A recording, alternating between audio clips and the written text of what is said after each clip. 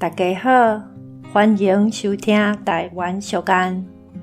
今仔日要甲大家介绍的俗间是：有烧香，有保庇，有食药，有行气。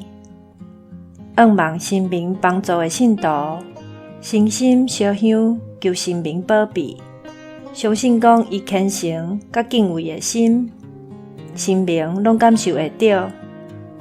人若破病，就爱休困、食药仔。